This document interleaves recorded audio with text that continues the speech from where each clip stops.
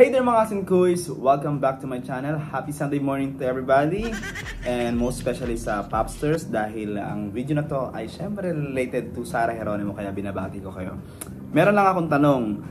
Nakita nyo na ba si Sarah G ng malapitan? Pero hindi siya naka pang concert na damitan or yung alam mo nakita nyo sa mall na naka-glam up talaga siya. Yung ano lang, yung parang normal na tao. Kasi I had my chance nung sound check nila sa Ashbo concert. And yung sound check kasi 'di ba hindi siya uso before. So lately na lang yan na dadagdag sa mga concert ganaps ng mga artists na pinapanood natin. So yun yung ticket natin that time. Then ayun na, I had my chance, nakita ko si Sarah G. Pero upon entering Araneta that time, konti lang kami kasi limited lang din naman yung tickets. Tapos right there and then nakita mo na sila Sarah G, Coach Bamboo, Sir Louie, Miss Rian, the band, si Teacher Annie ng yung vocal coach ni Sarah ng The Company. Ayun, so ang tanda ko parang sumisigaw na ako agad doon. Pero sigaw lang na katamtaman. Sigaw na katamtaman. Yung feeling ko malakas na siya, pero baka sa stage hindi naman siya masyadong rinig. So lumapit na kami doon sa stage. And observe ko yung mga fans talaga nakikipag-usap sila kay Sarah, nagkakaroon ng exchange of words from Sarah G and the fans. Me on my end, hindi ako, parang natameme ako na hindi ako masyado nakapagsalita na tinitingnan ko lang siya. So, nag-proceed na sila sa sound check. Then, syempre, hindi naman nila kinanta yung mga kakantayin nila sa concert. Tsaka, alam ko naman na hindi yan masyadong matagal kasi nga, ano pa nga abangan mo sa concert? No? Pero syempre, curious tayo ano nangyayari sa sound check. Especially, into music din talaga tayo. Ginagawa din kaya nila yung ginagawa namin during rehearsals, yung mga ganun ba.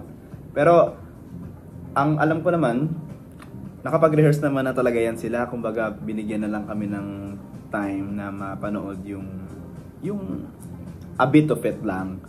And sabi nga nila Sarah doon, yung pe-perform nila eyes closed. So hindi daw yung kasali sa setlist nila para talagang special for us. And then they performed, Coach Bamboo, talagang na siya medyo nagalaw-galaw na talaga siya. Sarah, nandun lang siya sa pwesto niya and talagang na-amaze ako how she transformed kapag ka-actual show na. Yung may ilaw na, ganyan, may audience, may hiyawan. Talagang paano niya kaya nagagawa? Nagbabago Nagbabago from very, parang shy girl into a very confident woman siya pagka show na. So I had my clips. I will share it with you. So ito, panoorin nyo.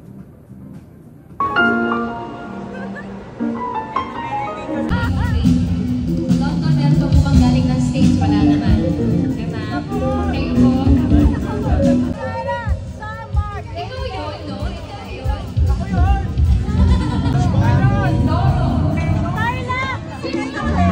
UK! Sweden! Switzerland!